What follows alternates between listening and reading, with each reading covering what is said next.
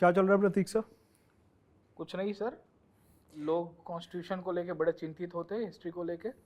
ये सब अफवाहें हैं। कॉन्स्टिट्यूशन को लेके कोई इतना चिंतित नहीं होता। हिस्ट्री में जितने भी एक्ट्स हैं ना, एस्पिरेंट बेचारा पढ़ पढ़ के परेशान हो गया, उसे कुछ याद नहीं होता।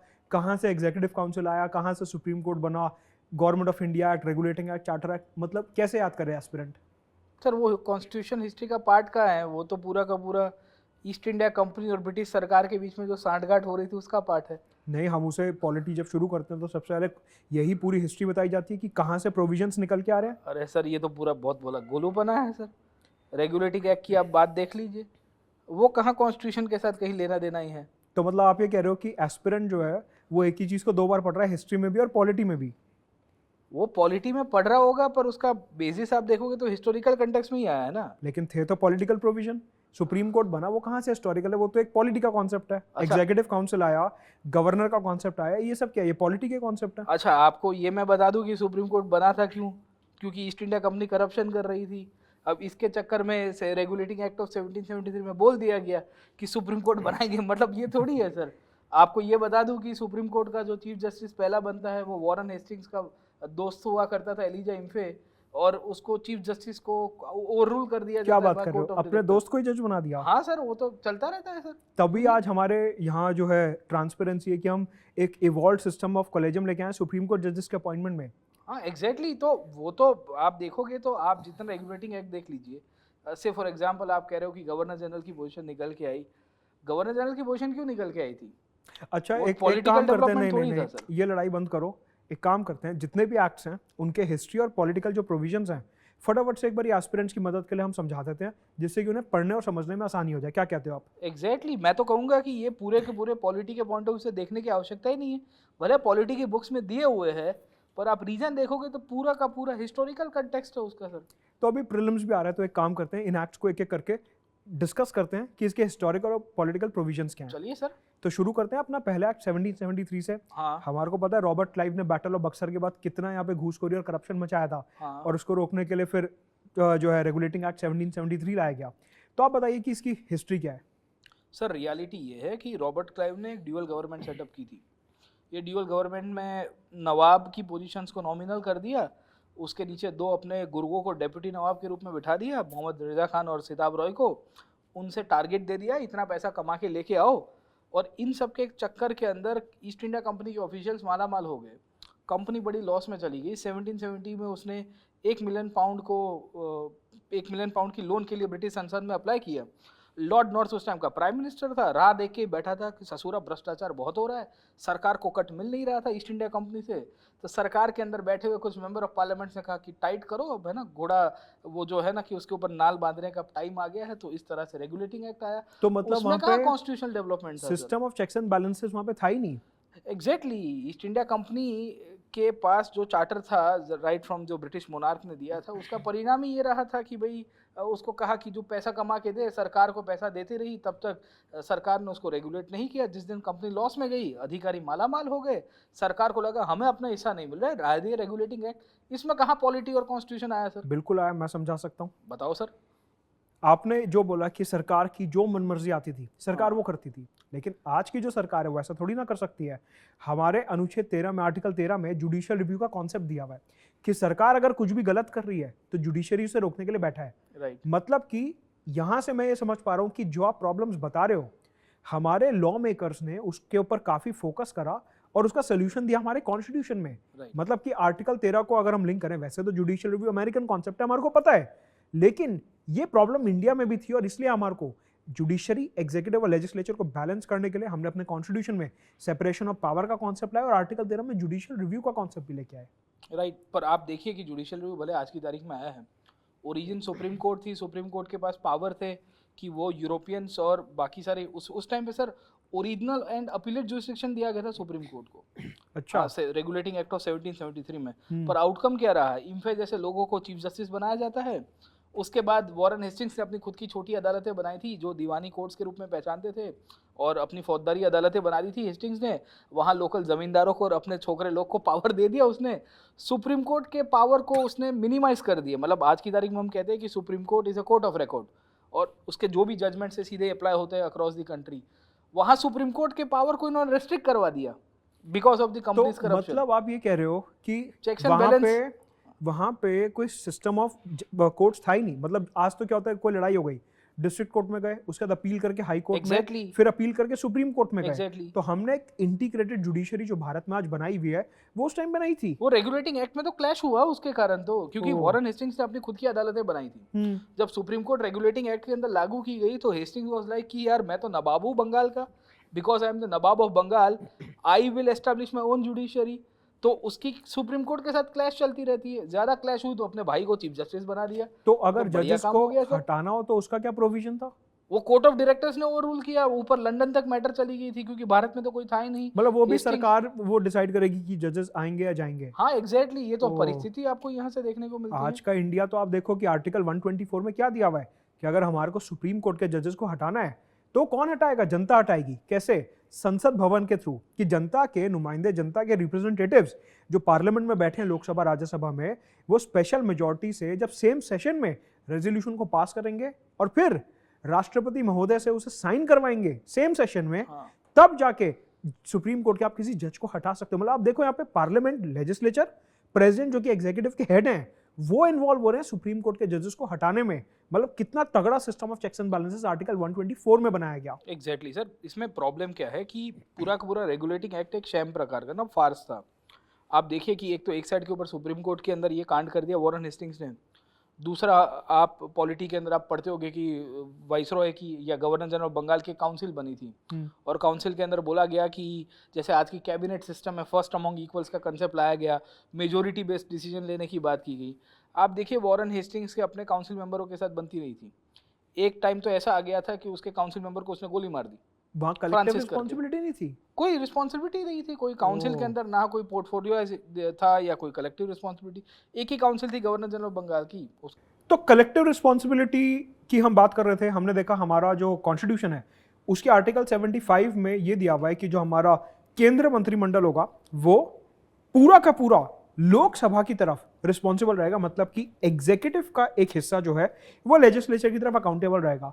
आप कह रहे हो हिस्ट्री में इतने अच्छे अच्छे कानून पास हुए, आपके यहाँ तो रिस्पॉन्सिबिलिटी नहीं है, हमारे पॉलिटी में कम से कम कलेक्टिव रिस्पॉन्सिबिलिटी तो है। तो फिर वही तो मैं बता रहा हूँ कि पूरा रेगुलेटिंग एक्ट फार्स था।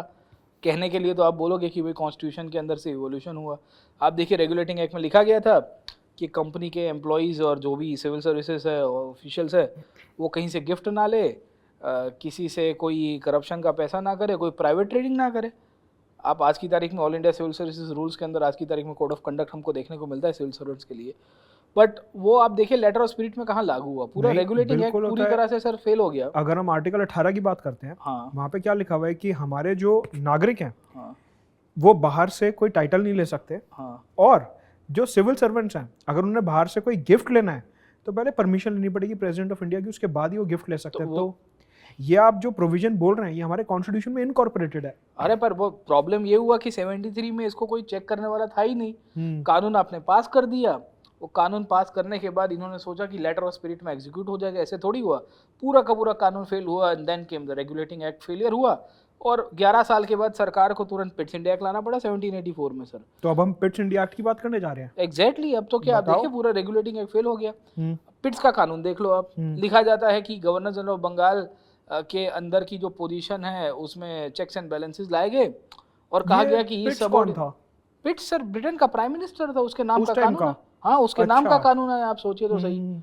इंग्लैंड का प्राइम मिनिस्टर भारत के लिए कानून निकाले, ऐसा कैसे होगा? मतलब उनके यहाँ डेमोक्रेसी थी लेकिन हमारे यहाँ डेमोक्रेसी नहीं थी। डेमोक्रेसी नाम की मतलब वहाँ पार्लियामेंट्री इंस्टीट्यूशन एस्टेब्लिश हो गए थे, मैग्ना कार्टा 13वीं सेंचुरी से आके बैठा हुआ है। हमारे यहाँ देखोगे तो कुछ नहीं मिल रहा है हमें सर। मतलब उनके यहाँ डेमोक्रेसी थी और हमारे यहाँ बिल्कुल एकदम ऑटोक्रेसी से, तानाशाही से गवर्नर जनरल की पूरा प्रशासन चल रहा था। और गवर्नर जनरल भी भ्रष्टाचार कर रहा है। अल्टीमेटली आप देखिए कि गवर्नर जनरल की पोजीशन वॉरेन हेस्टिंग्स ने इतना भ्रष्टाचार किया तो पिट्स इंडिया एक्ट के थ्रू उसको रेगुलेट करने की बात की गई। कहा गया 1784 का 1784 में कहा गया कि he subordinate to the British government, he should not conduct any kind of wars and treaties without the permission of the British government. Warren Hastings कहता है कि भाई मैं तो नवाब हूँ, है ना, मैं नहीं मानूंगा तुम्हारी, रिजाइन करके खड़ा हो गया। ये तो प्रेसिडेंट को भी पावर दी गई, he is the supreme commander of the defence forces, हमारे कॉन्स्टिट्यूशन में आर्टिकल 53 में लिखा हुआ है। उसमें तो प्रॉब्लम ये था कि he was not the supreme commander, supreme commander governor general Bengal को सत्ता दी गई कॉर्नवालिस के द्वारा जब 1786 में स्पेशली कॉर्नवालिस को governor general Bengal plus supreme commander of the arm forces बनाया गया सर। उसके पहले तो था ही नहीं, तो उसके वॉरेन हेस्टिंग्स के काउंसिल वाले अंदर अंदर झगड़ रहे थे, बोले मैं चीफ ऑफ आर्मी स्टाफ हूँ, फ्रांसिस करके उसका मेंबर था। इसी प्रॉब्लम को सॉल्व करने के लिए हमारे आर्टिकल 53 में दिया गया कि जो राष्ट्रपति होंगे वो आर्म्ड फोर्सेस के सुप्रीम कमांडर तो होंगे, लेकिन वहां पे एक छोटी सी बात लिखी हुई है कि जब भी राष्ट्रपति किसी को ऑर्डर देंगे कि भाई आपको यहाँ पे युद्ध करना है, वापस आ जाओ, युद्ध कर लो, वो पार्लियामेंट से रेगुलेटेड होगा। मतलब हमारे यहाँ इस चीज में भी system of checks and balances है आर्टिकल 53 के अंदर। पर वो तो पिट्स में अल्टीमेटली सर घुमा फिरा के आप देखने की कोशिश करिए कि आप कह रहे हो कि उसमें से पॉलिटी का कुछ इवोल्यूशन निकल के आया। पिट्स का कानून आप समझने की कोशिश करें तो उसमें लंदन में जो बदलाव हुए उसमें बोर्ड ऑफ कंट्रोल को एस्टेब्लिश किया गया कोर्ट ऑफ डायरेक्टर्स के द्वारा। Board of control was a body that was basically establish by the British government, और यही लोग कंपनी का संचालन कर रहे थे। 1784 में तो ऐसी हालत हो गई थी कि पूरी की पूरी कंपनी की जो प्रशासन है लंदन में बैठे बैठे सरकार ले ली थी, क्योंकि बोर्ड ऑफ कंट्रोल में 6 सदस्य थे। उसमें ब्रिटेन के सेक्रेटरी ऑफ स्टेट, उनके होम मिनिस्टर, उनके रेवेन्यू मिनिस्टर, चांसलर करके एक्सचेकर ऑफ चांसलर, राजा के द्वारा नॉमिनेटेड प्राइवेट काउंसिल के 4 लोग थे और एक प्रेसिडेंट था। अल्टीमेटली 1784 का पिट्स का कानून तो हमें ये देखने को मिलता है कि पूरी की पूरी प्रशासनिक व्यवस्था सरकार के हाथ में गई, ब्रिटिश गवर्नमेंट के हाथ में। इसमें कहाँ कॉन्स्टिट्यूशनल डेवलपमेंट मिला सर आपको? मिला, बिल्कुल मिला।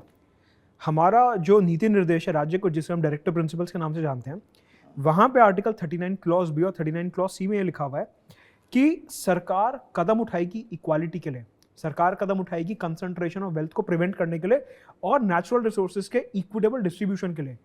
आपने जो एक बात बताई कि कोर्ट ऑफ डायरेक्टर्स था, मैं ये समझता हूँ कि वो बहुत बड़े बिजनेसमैन थे, उनके रिप्रेजेंटेटिव्स थे जो कंपनी चला रहे थे और कंपनी इंडिया चला रही थी। मतलब कि बिजनेसमैन के हाथ में पूरी बागडोर दे दी गई थी उस टाइम पे हिंदुस्तान की। लेकिन आज की तारीख में लिखा हुआ है कि इनकम रिडिस्ट्रीब्यूशन होगा, तभी टैक्सेशन सिस्टम भी है, प्रोग्रेसिव टैक्सेशन सिस्टम। और ये बोला गया कि अगर आप कोई भी बिजनेस वगैरह चलाते हो तो उसमें नेचुरल रिसोर्सेज सरकार, तभी तो आप देखिए ये स्पेक्ट्रम माइंस वगैरह की जो ऑक्शन है आज ट्रांसपेरेंट तरीके से होती है।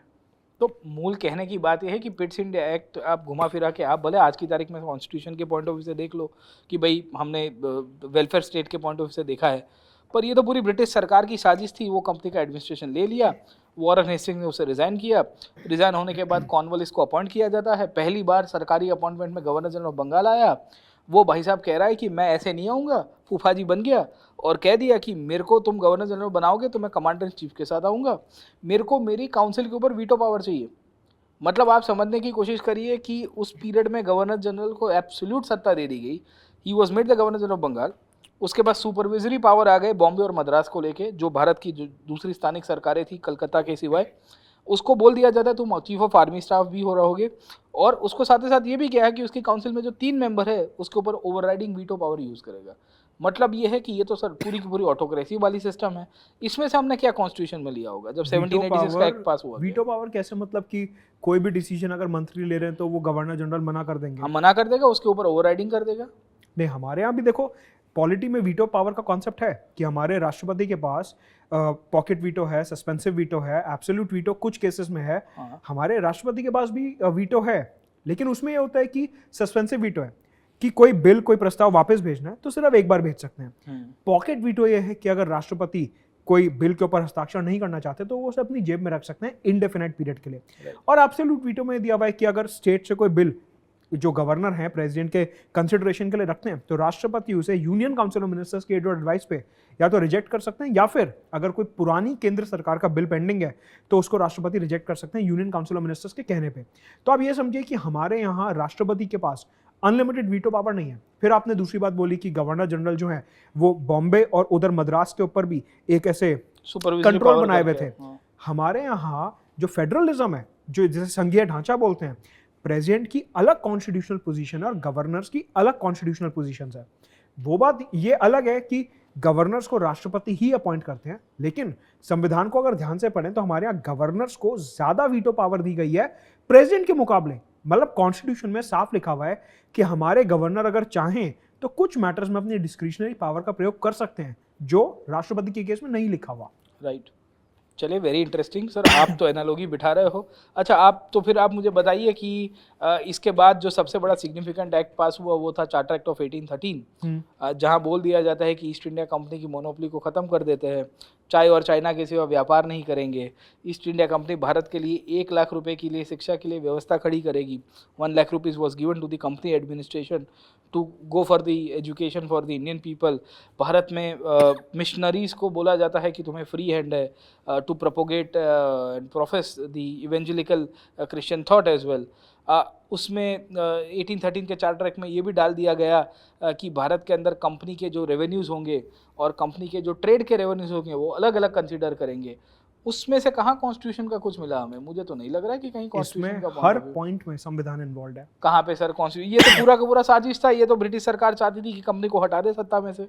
जो आपने बात बोली 1 लाख रुपए एजुकेशन के लिए दिए जाएंगे, हाँ, आज की हमारी सरकार 86 अमेंडमेंट एक्ट 2002 से हाँ, आर्टिकल 21A लेके आती है, जहाँ पे बोलती है कि 6 से 14 साल की उम्र के जो बच्चे हैं उनको फ्री और कंपलसरी एजुकेशन दी जाएगी। आर्टिकल 21 है, आर्टिकल 21A। राइट। उसके अलावा ये बोला गया कि डीपीएसपीज में सरकार जो है 0 से 6 साल की उम्र के जो बच्चे हैं Right. उनके प्री प्राइमरी एजुकेशन पे फोकस करेगी। Right. Fundamental duties article 51A, माता पिता और गार्जियन को ये ड्यूटी दी गई, कर्तव्य दिया गया कि भाई आप अपने 6 से 14 साल की उम्र के बच्चों को पढ़ाई लिखाई जरूर करवाना। आप पढ़ाई की बात कर रहे हैं, फिर आप बात कर रहे हैं मिशनरीज की उनको प्रोफेस करने का अधिकार दिया गया। आर्टिकल 25 क्या बोलता है? Right to freedom of religion, कि हमारे यहाँ लोगों के पास अपना धर्म प्रोफेस, प्रैक्टिस और प्रोपोगेट करने का पूरा अधिकार है। लेकिन सुप्रीम कोर्ट बीच में आया और उन्होंने बोला कि आप प्रैक्टिस करो, प्रोफेस करो, प्रोपोगेट करो, आपका मूल अधिकार है, लेकिन किसी को जबरदस्ती धर्म परिवर्तन आप नहीं करवाओगे, रिलीजियस कन्वर्जन नहीं करवाओगे। साथ में जो भी रिलीजन आप प्रैक्टिस कर रहे हो उसमें पब्लिक ऑर्डर, हेल्थ और मोरालिटी के खिलाफ आपकी कोई एक्सरसाइज नहीं जानी चाहिए। राइट। इवन आप ये देखो कि हमारी सरकार जो है कई बार रिलीजन स्पेसिफिक रिक्रूटमेंट आज भी करती है। क्यों? कि हमारे को बेस्ट रिलीजन की सारी टीचिंग्स मिले। कभी आर्मी में लेक्चर्स वगैरह करवाने हैं, वैल्यूज इनकलकेट करनी है, तो ऐसे हम आज भी रिलीजियस बेस्ड अपॉइंटमेंट्स कुछ करते हैं, लेकिन अदरवाइज पूरा हमारा सेक्युलर ढांचा जो प्रियम्बल में वर्ड मेंशन है सेक्युलरिज्म, उसके ऊपर चलता है। राइट। अच्छा, 1813 में एक प्रोविजन ये भी था कि कंपनी का व्यापार को बंद कर देना चाहिए और चाय और चाइना के व्यापार को तो चालू रखा गया। मतलब क्या उसमें से क्या संवैधानिक रूप से हमने देखा है यहाँ? उसमें संवैधानिक में आता है कि आप जो बात कर रहे हैं, हाँ, वो ये बात कर रहे हैं कि जो एक कंपनी है सिर्फ वो ही ट्रेड करेगी। हाँ, आर्टिकल 19 को अगर हम ध्यान से पढ़ें, उसमें क्या दिया हुआ है कि हर एक व्यक्ति के पास अपना मर्जी का प्रोफेशन प्रैक्टिस करने का अधिकार है। Right. कोई वकील बनना चाहता है वकील बनिए, कोई डॉक्टर बनना चाहता है डॉक्टर बनिए, कोई बिजनेस शुरू करना चाहता है बिजनेस शुरू कीजिए, किसी के ऊपर कोई रोक नहीं है। तो आप इसे क्या कहेंगे? इकोनॉमिक फ्रीडम नहीं कहेंगे? अच्छा, एक तरह से आप इकोनॉमिक फ्रीडम के साथ लिंकअप कर रहे हो। बिल्कुल। अच्छा, चलो 1813 तो समझ में आया। 1833 से क्या हमने लिया? मतलब मुझे तो समझ में नहीं है। 1833 में कंपनी की मोनोपोली खत्म कर दी गई, प्राइवेट ब्रिटिश इंडस्ट्रीज और मैन्युफैक्चरर्स को कहा गया कि भारत के अंदर व्यापार कर सकते हो तुम। भारत की जो एडमिनिस्ट्रेटिव सेटअप है, ये एडमिनिस्ट्रेटिव सेटअप के अंतर्गत गवर्नर जनरल ऑफ इंडिया की पोजीशन डाल दी जाती है। गवर्नर जनरल ऑफ इंडिया के अंदर एक लॉ मेंबर को ऐड कर दिया गया उसकी काउंसिल के अंदर। साथों साथ भारत के अंदर स्लेवरी सिस्टम को इन्होंने अबॉलिश करने के लिए एक प्रस्ताव दिया और कहा कि गवर्नर जनरल ऑफ इंडिया की सरकार को गवर्नमेंट ऑफ इंडिया कहेंगे। मतलब प्रैक्टिकली आप देखिए कि वो तो गवर्नमेंट ऑफ इंडिया नाम के लिए थी, सब गोरे लोग चला रहे थे उसको। विलियम बेंटिक भारत का पहला गवर्नर जनरल ऑफ इंडिया बन के आया। मतलब आई डोंट सी एनीथिंग जिसको आप कॉन्स्टिट्यूशन के साथ आज की तारीख में लिंकअप कर पाएंगे। हमारे कंपनी की भारत मोनोपोली में खत्म करके और फिर कहा गया कंपनी को व्यापार की जगह खाली पॉलिटिकल और एडमिनिस्ट्रेटिव काम करना है। पॉलिटी से आप पूरा एक लिंक्ड है आप एक सर। कंपनी को इतना पूरा कंट्री चलाने के लिए दे दोगे? भारत की अर्थव्यवस्था जो है आज वो मिक्स्ड इकोनॉमी के ऊपर चल रही है कि कुछ सरकारी कंपनी भी काम करेंगी और कुछ प्राइवेट कंपनी भी काम करेंगी, दोनों मिलजुल के काम करेंगे। सिर्फ एक कंपनी, एक पर्टिकुलर एंटिटी की हम मोनोपोली नहीं होने देंगे। और इसीलिए कंपटीशन कमीशन ऑफ इंडिया भी बनाया गया, जो कि एक स्टैट्यूटरी बॉडी है 2002 के कानून के अंदर, कि अगर कोई भी मोनोपोलिस्टिक एक्टिविटीज कर रहा है, कोई दूसरे को गिराने की कोशिश कर रहा है, तो हम उसको रोकेंगे। तभी आपने देखा होगा कि जितने भी बड़े बड़े मर्जर एक्विजिशन आजकल होते हैं उसमें एक लाइन लिखी आती है बिजनेस पेज के ऊपर कि कंपटीशन कमीशन ऑफ इंडिया ने इस बात को अप्रूवल दे दिया कि अब ये बड़ी कंपनी छोटी कंपनी को एक्वायर कर सकती है। तो मोनोपोली के तो हम शुरू से खिलाफ है। मिक्स्ड इकोनॉमी हमारा चल रहा है, मार्केट सिस्टम के ऊपर हमारा पूरा सिस्टम चलता है। सर आप बात कर रहे हो स्लेवरी की, कि हमारे कॉन्स्टिट्यूशन में स्लेवरी रिलेटेड कुछ है ही नहीं। आप ऐसे बोल रहे हो कि हमने कुछ उससे सीखा ही नहीं। राइट अगेंस्ट एक्सप्लॉयटेशन आर्टिकल 23 और 24 की अगर आप बात करते हो, आर्टिकल 23 में सीधा लिखा हुआ है फोर्स लेबर, बेगार, ह्यूमन ट्रैफिकिंग जैसी इल प्रैक्टिसेस नहीं होंगी जो भारत में पहले होती आ रही थी अंग्रेजों के ज़माने पे। हमने अपने नागरिकों को, और इवन ये जो आर्टिकल 23 है सर, इसकी खूबसूरती है कि इंडियंस और फॉरेनर्स दोनों को अवेलेबल है, कि मतलब भारतीय अगर कोई यहाँ रह रहा है या कोई फॉरेनर इंडिया में आ रहा है, उनसे स्लेवरी, बेगार, फोर्स लेबर, बंधुआ मजदूरी नहीं करवाई जाएगी। इससे सुंदर फंडामेंटल राइट कहाँ से आएगा? इवन आर्टिकल 24 क्या बोलता है कि बच्चों से तो बिल्कुल काम नहीं करवाना, और वो एब्सोल्यूट फंडामेंटल राइट है कि फैक्ट्रीज, माइंस और हैजार्डस इंडस्ट्री में 14 साल तक की उम्र के जो बच्चे हैं वो काम नहीं करेंगे। तो बताओ, अब ये स्लेवरी एबॉलिश करना नहीं हुआ तो क्या हुआ? अच्छा, आप उस तरह से देखते हो। और ये जो गवर्नर जनरल ऑफ इंडिया की पोजीशन ऐसे ही बना दी गई, उसका क्या करोगे आप? मतलब कहीं से भी, मतलब है ना, विलियम बेंटिक को बोल दिया गया सड़क से उठा के स्टार बना देंगे, और गवर्नर जनरल ऑफ इंडिया की पोजीशन बना दी गई। देखिए, आज भी हमारे संविधान में अमेंडमेंट का स्कोप है, हाँ, आर्टिकल 368 के अंदर, कि अगर आपको प्रशासन में कुछ सुधार करना है तो आप 368 के अंदर संविधान संशोधन करिए, आप बिल्कुल आज़ाद हैं, प्रोवाइडेड कि वो बेसिक स्ट्रक्चर को वायलेट नहीं कर रहा है। तो जैसे आपने बोला कि गवर्नर जनरल ऑफ बंगाल को गवर्नर जनरल ऑफ इंडिया बना दिया, ऐसे हमारे यहाँ भी कई बार आवाज़ें आती हैं कि गवर्नर की पोजीशन को रिफॉर्म करिए, लोकसभा स्पीकर की पोजीशन को रिफॉर्म करिए, एंटी डिफेक्शन का जो कानून है उसमें स्पीकर को हटा के किसी और को पावर दीजिए, इलेक्शन कमीशन के रोल को ट्रांसपेरेंट बनाइए। तो देखिए, जैसे जैसे देश आगे तरक्की करेगा, ये बदलाव की आवाज़ तो उठेगी ही उठेगी। एग्जैक्टली। एक कारण ये भी था कि भारत में जो ब्रिटिश एडमिनिस्ट्रेशन था बहुत बढ़ के आया था। ब्रिटिश कन्क्वेस्ट ऑलमोस्ट पूरा हो चुका है पंजाब को और नॉर्थ वेस्ट को छोड़ के। तो एक कंडीशन में ये भी था कि टेरिटोरियल पॉइंट ऑफ व्यू से भी गवर्नर जनरल ऑफ इंडिया बन के और आया। आप ये समझिए कि हमारी जो डेमोक्रेटिक सरकार है वो जनता के बदलाव को लाती है, तभी हमारा देश स्मूथली आगे चल रहा है। आप जो बात कर रहे हैं कि हमारे यहाँ 1813 का कानून आया, सरकार ने जनता की बात नहीं सुनी, लोगों के मन में गुस्सा इकट्ठा होता गया, जिससे 1857 की क्रांति आपको देखने को मिलती है। आजाद भारत में कभी इस प्रकार की क्रांति नहीं हुई। क्यों? क्योंकि सरकार लोगों की बात सुन रही है। राइट। नहीं, ये इंटरेस्टिंग है। इनफैक्ट 1833 के बाद जो नेक्स्ट कानून 20 साल के बाद चार्टर दिया जाता है, उसमें 1853 का चार्टर एक्ट आता है, जहां गवर्नर जनरल ऑफ इंडिया की जो काउंसिल थी उसको दो पार्ट में डिवाइड कर दिया गया, लेजिस्लेटिव और एग्जीक्यूटिव काउंसिल के रूप में। अब मज़े की बात यह है कि बोला तो गया कि लेजिस्लेटिव एग्जीक्यूटिव काउंसिल होगा, एग्जीक्यूटिव काउंसिल के पास वीटो था ओवरऑल लेजिस्लेटिव काउंसिल के ऊपर। तो आप देखो, आप भी सेपरेशन ऑफ पावर की तरफ ही बढ़ रहे हो। आप देखने की कोशिश करो कि एग्जीक्यूटिव काउंसिलर्स के अंदर में इन्होंने पोर्टफोलियो सिस्टम भी क्रिएट करवाई थी इनडायरेक्टली, जहाँ धीरे धीरे इनको डिपार्टमेंट देने शुरू हुए। खैर वो 1861 में आया, बट मज़े की बात यह है कि हम ये कहते हैं कि 1853 में हमने सीखा। आयरनी ये थी कि इसमें कोई इंडियन मेंबर ही नहीं था। तो आप क्या करोगे मतलब ये कानून का? फिर आप ये देखिए कि हमने प्रॉपर रिप्रेजेंटेशन के लिए, भारत की सरकार है और आपके यहाँ ऐसा सिस्टम आया कि उसमें भारतीय कोई था ही नहीं। हमारी सरकार ने इक्वालिटी बिफोर लॉ को इंश्योर करने के लिए आर्टिकल 14 के अंदर और आर्टिकल 15 के अंदर ये जितना भी डिस्क्रिमिनेशन है इसे खत्म करने के लिए हमने क्या किया कि हमारे जो एजुकेशनल इंस्टीट्यूशंस हैं वहाँ पे आरक्षण प्रोवाइड करा, हमारी जो सरकारी नौकरियां आर्टिकल 16 के अंदर वहाँ पे आरक्षण प्रोवाइड करा, इवन हमारी लोकसभा और विधानसभा में आज आरक्षण है, हमारे पंचायत में आरक्षण है। क्यों? कि जो मेंबर्स पीछे रह गए हैं उनको एडिक्वेट रिप्रेजेंटेशन लेजिस्लेचर में मिलना चाहिए। अब आपकी सरकार में जो इंडिया को गवर्न कर रही है उसमें इंडियंस का कोई रिप्रेजेंटेशन ही नहीं है, तो सरकार चलेगी कैसे? तो वही तो प्रॉब्लम है। 1853 में से अल्टीमेटली यही हुआ कि ये पूरा का पूरा जो इंडियन रिप्रेजेंटेशन हुआ नहीं, अल्टीमेटली रिवॉल्ट ऑफ 1857 हो गया। फिर 1857 का रिवॉल्ट होता है और उसके बाद तुरंत गवर्नमेंट ऑफ इंडिया एक्ट 1858 पास किया गया। कहा गया कि ईस्ट इंडिया कंपनी का प्रशासन आनंद फानंद में हटा दिया जाता है, ब्रिटिश क्राउन भारत के ऊपर राज करेगा। अब मज़े की बात यह है कि ब्रिटिश क्राउन ने अपने एडमिनिस्ट्रेशन के अंदर, अगर वो सीरियस होते भारत को लेके, तो they could have implemented some new personality, new order of administration and governance. उन्होंने गवर्नर जनरल ऑफ इंडिया को कंटिन्यू रखा, लॉर्ड कैनिंग को, जिसके समय पे ये रिवॉल्ट हुआ, और कैनिंग को ही अपग्रेड करके वाइसरॉय की पोजीशन दे दी गई। इंग्लैंड के अंदर बोर्ड ऑफ कंट्रोल और कोर्ट ऑफ डायरेक्टर्स को अबॉलिश कर दिया गया और एक सेक्रेटरी ऑफ स्टेट की काउंसिल बन जाती है। मज़े की बात ये थी कि वही बोर्ड ऑफ कंट्रोल और कोर्ट ऑफ डायरेक्टर्स के सदस्यों को सेक्रेटरी ऑफ स्टेट बना दिया जाता है। तो परिणाम 1858 के अंदर अगर आप देखिए तो आनंद फानंद के अंदर ईस्ट इंडिया कंपनी को हटा के क्राउन टेक ओवर करता है, पर क्राउन तो 1784 में टेक ओवर करके चला गया था। तो 1858 का कानून भी प्रैक्टिकली अगर आप समझने की कोशिश करिए तो उसमें भारतीय संविधान के पॉइंट ऑफ व्यू से तो मुझे कुछ नया दिखता नहीं है। ये तो पूरा सरकार ने कहा कि अब मैं डायरेक्ट रूल करूंगी, कल तक वो सरकार कह रही थी कि हम ईस्ट इंडिया कंपनी के थ्रू ही रूल कर रहे थे। we the people of India having solemnly resolved to constitute India into a sovereign, socialist, secular, democratic republic. आपने कहा जो क्राउन है वो भारत के ऊपर अब राज करने लगा आधिकारिक रूप से, आधिकारिक रूप से, अनऑफिशियली तो 1773 से ही कर रहा था, मैं तो कहूंगा। और वो जो क्राउन है वो कोई चुना तो जाता नहीं है, हाँ। राजा का बेटा राजा बन रहा था उस समय पे। हाँ। हमारा जो प्रियम्बल में वर्ड रिपब्लिक दिया हुआ उसका क्या मतलब है कि हमारे यहाँ जो हेड ऑफ द स्टेट हैं, चाहे वो श्री रामनाथ कोविंद हो या फिर वो राष्ट्रपति महोदया द्रौपदी मुर्मू जी हो, इनको लोगों ने चुन के राष्ट्रपति भवन में बिठाया है।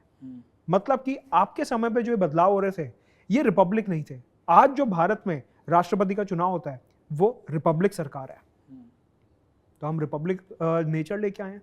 अच्छा, उसे सीख के हमने सीख लिया। अच्छा चलो, वो सीखा तो 1861 में हमने कानून पास करवाया, councils act of 1861। Lord Canning आनंद फानन के अंदर 3 भारतीयों की सदस्यता देता है अपनी परिषद के अंदर। मजे की बात ये तीनों के तीनों को स्टेटस दिया गया नॉन ऑफिशियल मेंबर, मतलब कैनिंग के साथ परिषद में बैठेंगे, वोट करने का अधिकार नहीं, न एग्जीक्यूटिव पावर, लेजिस्लेटिव काउंसिल के सदस्य थे।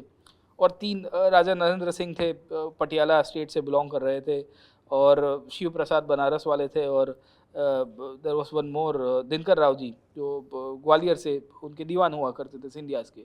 अब इनको बिठा के सरकार, मतलब किस तरह से 1861 के अंदर आप ये कहोगे कि इंडियन की रिप्रेजेंटेशन होने से भारतीय संविधान का डेवलपमेंट हो गया? क्योंकि ये तीनों के तीनों तो रजवाड़े हुआ सर, हुआ वो ऐसे कि आज आपने अखबार में पढ़ा होगा कि आज प्रधानमंत्री नरेंद्र मोदी ने मंत्रिमंडल की बैठक बुलाई। हाँ। आज प्रधानमंत्री नरेंद्र मोदी ने मंत्रिमंडल की बैठक में ये सारे के सारे निर्णय लिए। ये क्या है कि जो प्रधानमंत्री हैं वो किसी के हेड नहीं है, ही इज फर्स्ट अमंग्स इक्वल्स। जितने भी मंत्री हैं इंक्लूडिंग प्राइम मिनिस्टर वो सब बराबर हैं, but prime minister is primus inter pares, कि he is first amongst equals. सब मिलके साथ में डिसीजन लेते हैं, प्रधानमंत्री के पास कोई वीटो नहीं है।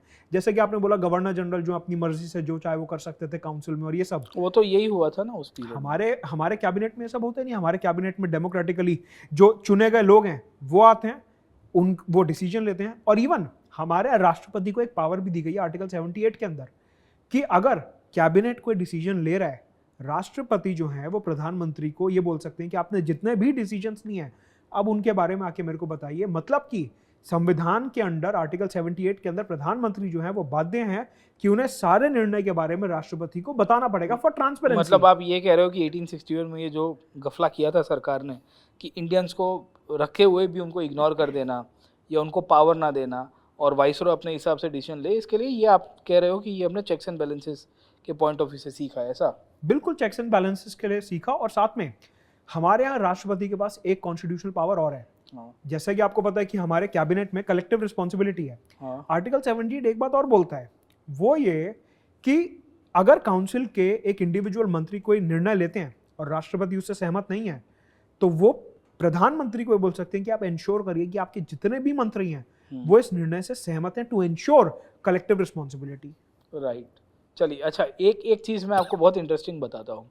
1861 के काउंसिल एक्ट के अंदर हमने एक चीज़ जो कॉन्स्टिट्यूशन में आज की तारीख में बहुत बढ़िया से लिया है वो है ऑर्डिनेंस। मतलब मान जाऊंगा मैं, आपको भी ये चीज़ माननी पड़ेगी कि भाई भारत की सरकार ने जो ऑर्डिनेंस मेकिंग का पावर का मिसयूज़ किया है, कटिंग अक्रॉस है ना, आफ्टर इंडिपेंडेंस कॉन्स्टिट्यूशन मेकिंग के पॉइंट या कॉन्स्टिट्यूशन के प्रोसेस के रूप में भी, वो 1861 के काउंसिल एक्ट से लिया था। क्योंकि कैनिंग के पास जिस तरह से ऑर्डिनेंस मेकिंग पावर आए, through out Indian national movement एक से एक वाइसरॉयज ने ऑर्डिनेंस का उपयोग करते हुए भारत की पूरी आज़ादी के आंदोलन की है ना हवा निकाल दी सर।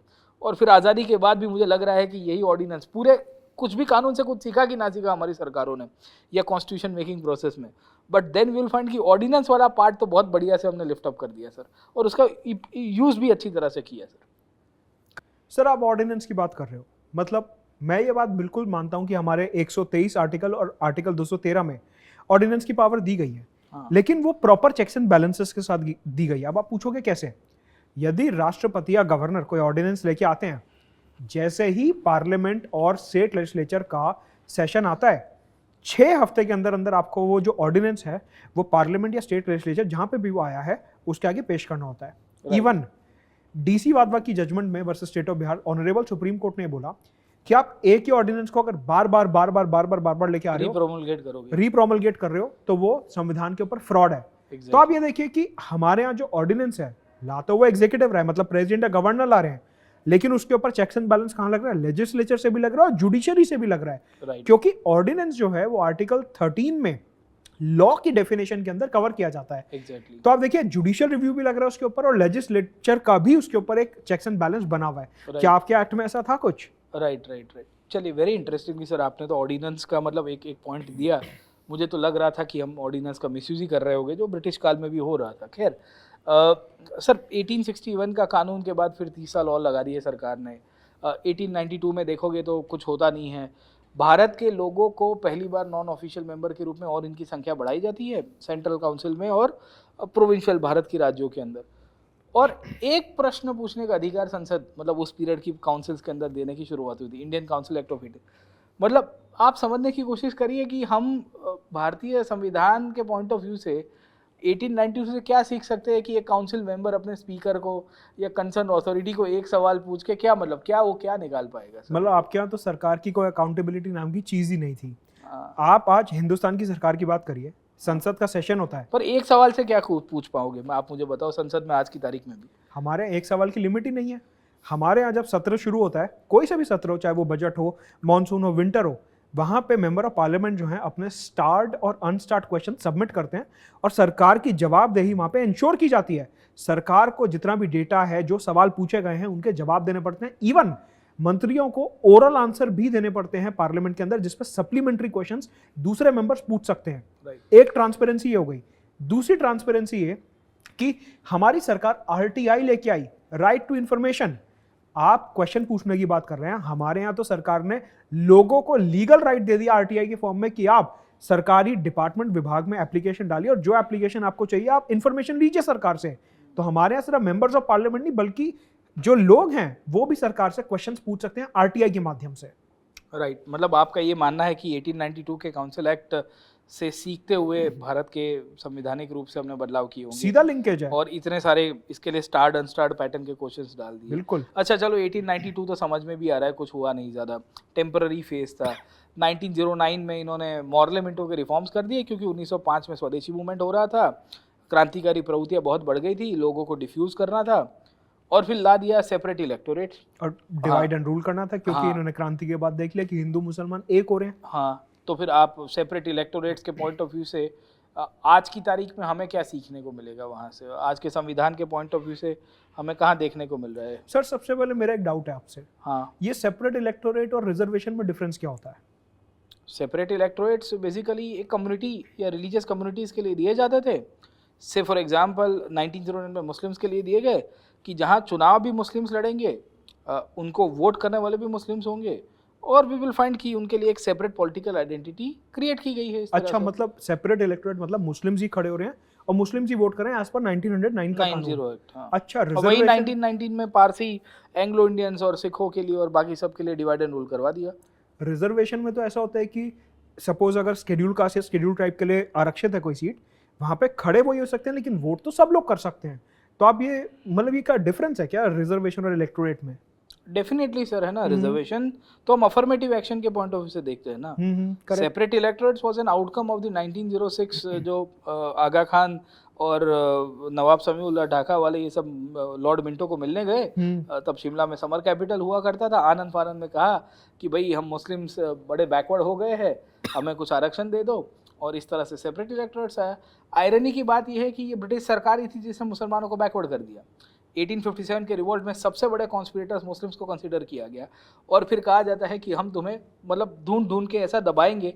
और जब मुस्लिम्स ने कहा कि यार हम बैकवर्ड हो गए, तो सरकार ने डिवाइड एंड रूल के रूप में ये पूरी और इन्हें पता था कि हो सकता है कि शायद कांग्रेस ये बात ना माने, तो उन्होंने सूरत स्प्लिट पहले ही करवा दिया। हाँ, इसके लिए पीछे ही कांग्रेस के अंदर भी दो ग्रुप्स को जिस तरह से क्रिएट किया गया, उसमें एक लॉयलिस्ट ग्रुप था जिसको मॉडरेट्स कहते हैं सो कॉल्ड, और वो सब के सब इस तरह से चलते हैं।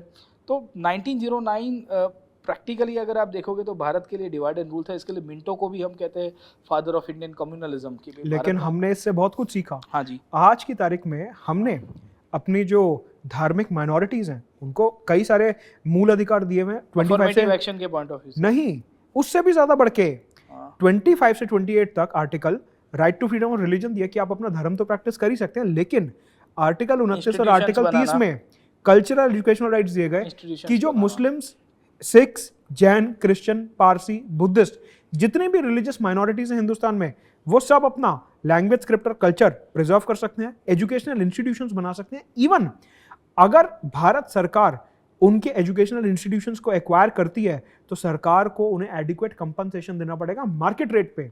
मतलब कि उनके शिक्षा के और कल्चर के अधिकार को सुरक्षित किया गया। लेकिन यहां से हमने एक चीज और सीखी कि सेपरेट इलेक्टोरेट में क्या हुआ कि डिवाइड एंड रूल की बात करी मॉडल मिंटो ने, लेकिन हमने ये तय कर लिया था कि हिंदुस्तान कभी भी धर्म के आधार पर आरक्षण नहीं देगा। हम कास्ट के बेसिस पे, क्योंकि कास्ट ऑपरेशन हिंदुस्तान में हमेशा से रहा है, तो उनको आगे मोटिवेट करने के लिए, बढ़ावा देने के लिए हम लेके आए कास्ट बेस्ड आरक्षण, जहां पे शेड्यूल कास्ट, शेड्यूल ट्राइब्स और अदर बैकवर्ड क्लासेस को आरक्षण दिया जाता है। साथ के साथ हमने देखा कि भारत में वैसे तो मिडिल इनकम ग्रुप कंट्री है, लेकिन अभी भी एक बहुत बड़ा तबका है जो गरीबी रेखा के पास है, उसके नीचे है। तो हमने इकोनॉमिकली वीकर सेक्शंस को भी रिसेंटली आरक्षण देने की बात करी है। और ऐसा नहीं है कि हम अपनी आरक्षण की पॉलिसी को रिवाइज नहीं करते। इंदिरा साहनी की जजमेंट में सुप्रीम कोर्ट ने क्या बोला कि ओबीसीज में ऐसे बहुत सारे ओबीसीज हैं जो आरक्षण डिजर्व नहीं करते क्योंकि उनकी आर्थिक स्थिति अच्छी है, तो उनको क्रीमी लेयर में डाल के उनको आरक्षण देना बंद कर दो और नॉन क्रीमी लेयर वाले जो ओबीसी हैं उनको आरक्षण दिया जाए। क्या आपके यहाँ ऐसा सिस्टम था? आपके यहाँ तो बिल्कुल एक सेपरेट इलेक्टोरेट वाला सिस्टम क्रिएट कर दिया गया। एग्जैक्टली, तो उससे हम लोग सीखे हैं, कहने की बात यही है। राइट, खैर, पर यही चीज आप देखिए कि सर 1919 में इन्होंने और कम्युनिटीज को दे दी घुमा फिरा के, मतलब ब्रिटिश तो डिवाइड एंड रूल करने की कोशिश कर रहे हैं। 1919 में जब मॉन्टफोर्ड आया तो उसके बैकग्राउंड में आप देखिए कि पीछे गदर रिवॉल्यूशनरीज हो चुके हैं, होम रूल मूवमेंट हो चुका है, गांधी का आगमन हो चुका है, इवन राउलेट एक्ट भी आ चुका था। राउलेट एक्ट आके लोगों को सप्रेस कर रहा था। और 1919 में हमने बना दिए सर 2 हाउसेस बाइकैमरलिज्म केंद्र के ऊपर, मतलब सेंट्रल असेंबली में, upper house and lower house. उसमें भी मजे की बात यह है कि नॉमिनेटेड मेंबर्स उसमें ज्यादा डाले। उसमें 1919 के अंदर ही हमने प्रोविंशियल डायरकी की स्थापना की और कहा कि प्रोविंशियल लिस्ट और सेंट्रल लिस्ट अलग अलग होगा। जैसे आज का शेड्यूल 7 मतलब क्या होता है सर, थोड़ा व्यूअर्स के लिए समझाइए। डायरकी मतलब एक ऐसी प्रोविजन थी जहां पे प्रोविंशियल जो स्टेट असेंबलीज है और प्रोविंशियल एग्जीक्यूटिव है, उनको कुछ कुछ मुद्दे, कुछ कुछ सब्जेक्ट्स दिए गए थे। जैसे आज की तारीख में शेड्यूल 7 है इंडियन कॉन्स्टिट्यूशन में, 3 लिस्ट है, वैसे उस पीरियड में 2 लिस्ट बन के आए थे, central and provincial list. Under the provincial list, there are certain subjects that were transferred, that were given to the legislative councils, जिसके अंदर से कुछ ministers को nominate किया जाएगा by the governor, जो इनकी aid and advice से चलेंगे, and the councillors are responsible to the council, मतलब वहाँ तक की responsibility। पर उसमें कुछ subject reserve रखे जाएंगे और कहा जाता है कि उसमें खाली और खाली governor of the state with his executive council decision लेगा। तो सारी भाषा में आज का दिल्ली हो गया, पौंडीचेरी हो गया, भविष्य में कल उठ के अगर जम्मू कश्मीर के अंदर विधानसभा बनती है तो उसमें भी इसी प्रकार के ट्रांसफर्ड और रिजर्व सब्जेक्ट्स की सिस्टम है। जहां दिल्ली में एलजी साहब कुछ सब्जेक्ट्स को डिजर्व करते हैं, वो कहेंगे कि नहीं मैं नहीं दूंगा सीएम को, वहां सीएम अगर आप देखोगे तो वो कहेंगे नहीं हमारा है। तो आप समझने की कोशिश करिए कि गवर्नमेंट ऑफ इंडिया 1919 के पॉइंट ऑफ व्यू से जो प्रोविंशियल डायरकी है, इसने तो भारत की पूरी सिस्टम को जो एक फॉर्म ऑफ गवर्नमेंट था उसको क्रश कर दिया सर। लेकिन इसमें क्या है कि देखिए हमने अपना सेंट्रल लेवल जो है वहाँ पे जो बाइकैमरलिज्म है वो तो अडॉप्ट करा हुई है कि हमारे लोकसभा राज्यसभा 2 घर हैं। वहाँ पे है कि नॉमिनेटेड मेंबर्स अब लोकसभा में खत्म हो गए हैं। लोकसभा में भी कोई नॉमिनेटेड मेंबर्स नहीं है। पहले up to 2 Anglo Indian members को नॉमिनेट कर सकते थे उनके रिप्रेजेंटेशन के लिए। राज्यसभा में हम जो 12 नॉमिनेटेड मेंबर्स लेके आते हैं वो किसी को खुश करने के लिए नहीं लाते। संविधान क्या कहता है कि 12 नॉमिनेटेड मेंबर्स जो हैं वो राष्ट्रपति या किसी मंत्री के ऐसे जो है, जैसे आपके ज़माने में होता था उधर हिस्ट्री में कि गवर्नर जनरल के चेले चपाटे होंगे, ये सारी चीजें। हाँ वही बड़े-बड़े इंडस्ट्रियलिस्ट, जमींदार, क्लास के लोग। हमारे यहाँ दिया हुआ है कि लिटरेचर, आर्ट, सोशल सर्विस और साइंस, अगर इन 4 मुद्दों की आपको बहुत बेहतरीन नॉलेज है, आपने बहुत काम करा इन मुद्दों पे, तो आपको राष्ट्रपति जो है यूनियन काउंसिल ऑफ मिनिस्टर्स के एडवाइस पे राज्यसभा में नॉमिनेट करेंगे। तो हमारे यहाँ बहुत ट्रांसपेरेंट सिस्टम है नॉमिनेशन का भी। हाँ, और फिर ये जो प्रोविंशियल डायरकी लेके आए वो तो हमने अच्छी खासी तरह से इम्प्लीमेंट कराई आज के राज्यों के अंदर, और वैसी की वैसी सिस्टम डाल दी जहां वहाँ पे पुराने टाइम के अंदर गवर्नर राज्यों की ज़्यादातर विषयों को, क्योंकि लॉ एंड ऑर्डर उसके पास था, जस्टिस उसके पास था, प्रेजेंस उसके पास था, रेवेन्यू डिपार्टमेंट उसके पास था, बेचारी राज्य की सरकारें करेगी क्या? तो जो लोग मंत्री बन के आते भी थे तो वो तो फंस गए थे ना सर लिटरली। हमारे यहाँ ऐसा नहीं है। हमारे यहाँ आज हम लोग दिल्ली में और वहाँ पे वही तो देख रहे हैं ना सर। देखिए अगर हम बात करते हैं स्टेट्स की और सेंटर की, हाँ, तो 7वें शेड्यूल में यूनियन लिस्ट, स्टेट लिस्ट और कॉन्करेंट लिस्ट पूरे तरीके से डिफाइंड है। और उनको बचाने के लिए हमारे पास एक इंडिपेंडेंट जुडिशरी है कि मतलब मान लीजिए अगर आज संसद भवन कल उठ के स्टेट लिस्ट के ऊपर कोई भी कानून बना दे तो उसमें सुप्रीम कोर्ट बीच में बोलेगा। कल को कोई भी विधानसभा यूनियन लिस्ट मैटर के ऊपर कानून बना दे तो हमारी जुडिशरी उसमें बीच में बोलेगी कि आप संविधान का उल्लंघन कर रहे हैं, कानून गलत है। तो हमारे यहाँ वेल डिफाइंड स्फीयर्स हैं union list, state list, concurrent list के। ये बात मैं बिल्कुल मानता हूँ कि हमारे यहाँ रेजिडुअरी सब्जेक्ट्स हैं, लेकिन उन रेजिडुअरी सब्जेक्ट्स के ऊपर किसी की वीटो नहीं है। जो हमारे रेजिडुअरी सब्जेक्ट्स हैं उनके ऊपर केंद्र सरकार जो है वो संसद भवन में कानून पारित करवा सकती है। तो हमारे यहाँ वेल डिफाइंड सिस्टम है यूनियन लिस्ट, स्टेट लिस्ट और concurrent list. But the problem is कि ये जो डायरकी क्रिएट की थी 1919 में, वैसी डायरकी आज के तारीख में मुझे दिल्ली और पौंडीचेरी में तो दिख जाती है सर।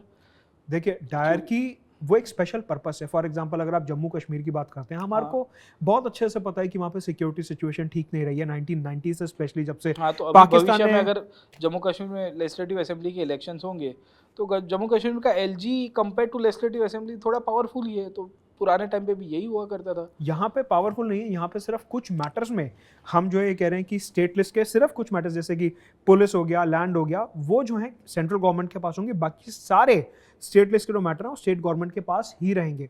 और उसमें भी सुप्रीम कोर्ट ने रिसेंटली ये बोला कि आपको एक बैलेंस ऑफ पावर मेंटेन करना है कि हाँ बिल्कुल दिल्ली, पौंडीचेरी जो है यूनियन टेरिटरीज हैं फॉर अ रीजन कि वो सीधा केंद्र के कंट्रोल में आते हैं, लेकिन जो डेमोक्रेटिकली इलेक्टेड सरकार है उनको भी स्फीयर ऑफ पावर मिलना चाहिए। तो ऐसा नहीं है कि आउटराइटली जो एलजी ने बोल दिया वही सही है, जो डेमोक्रेटिकली चुनी गई सरकार है लोगों द्वारा उसको भी वेटेज दी जाती है। अच्छा, चले, वेरी इंटरेस्टिंग। सो 1919 तो हमें देखने को मिल रहा है कि एक प्रकार की दो हाउसेस निकल के आए, तो आज की संसद में हम लोग लोकसभा राज्यसभा भी लेके आए।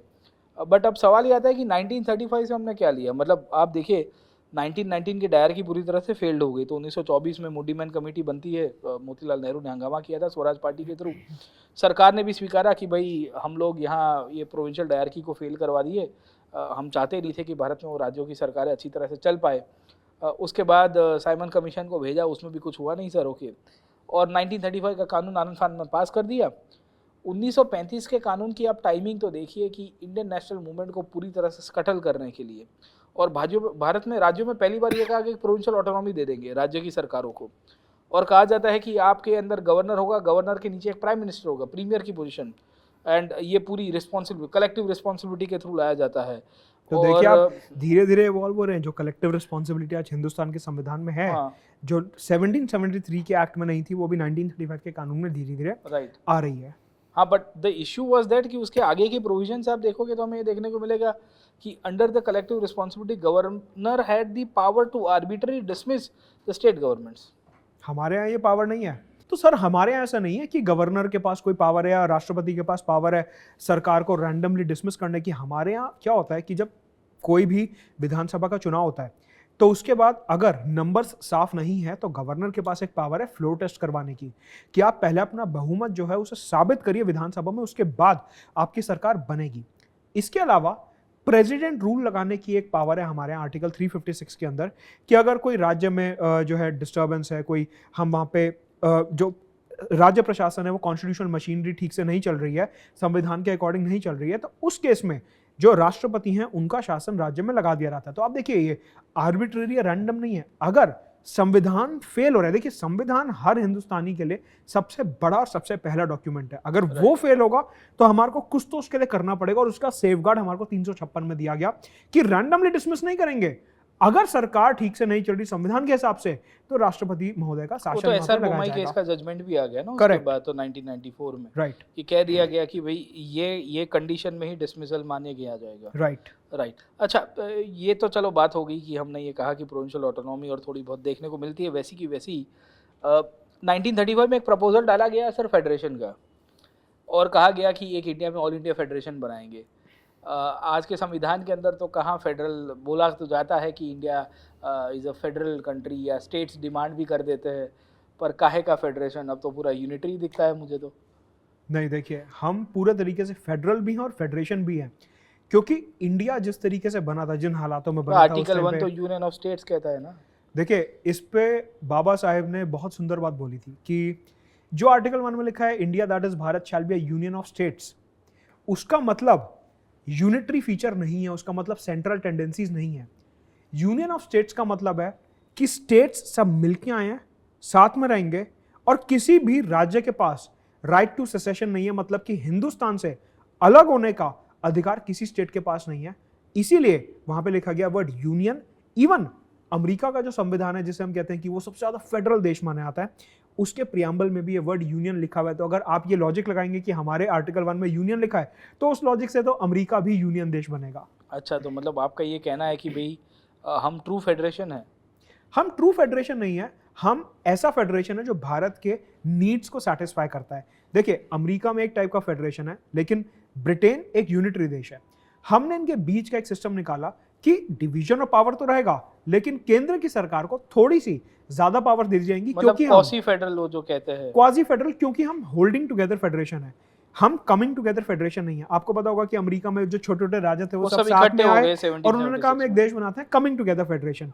भारत जिन हालातों में बना था, एक तो पार्टीशन, ऊपर से उस टाइम के जो प्रिंसली स्टेट्स थे उनको भी साथ लेके चलना था, तो हमने एक कॉमन यूनिफॉर्म सिस्टम सबके लिए बनाया, जिसको हमने बोला होल्डिंग टुगेदर फेडरेशन।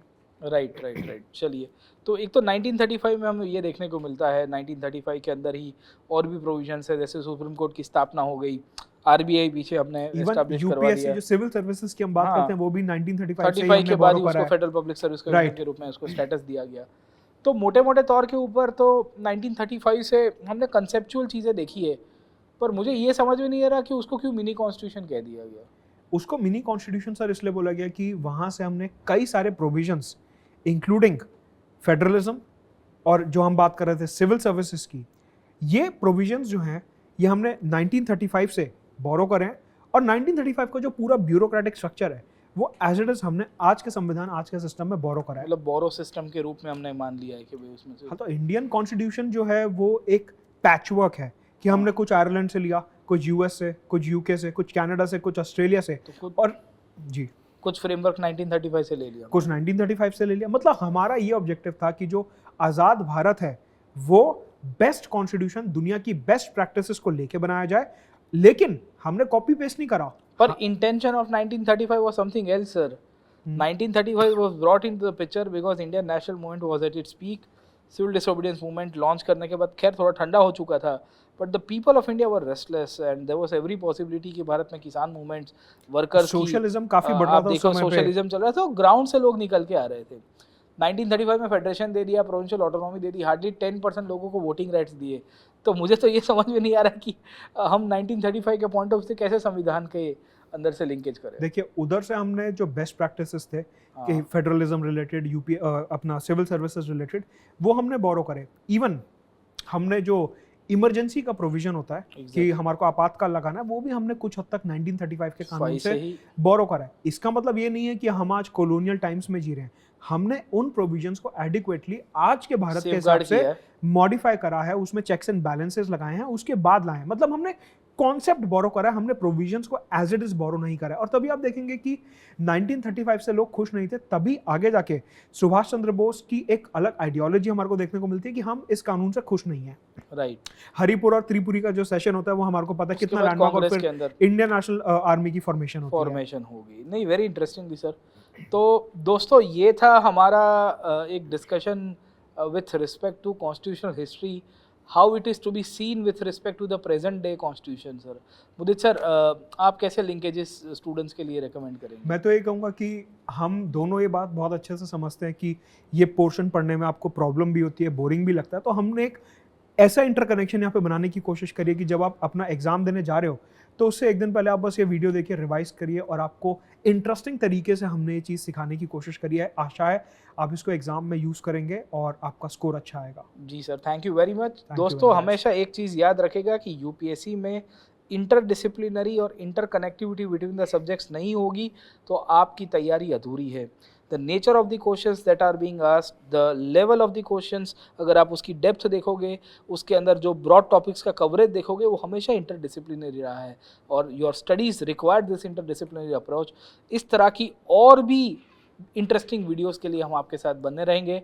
हमारे चैनल को ज़रूर से सब्सक्राइब करेगा, like share and subscribe to this platform. Thank you very much. Let's crack it. जय हिंद। जय हिंद।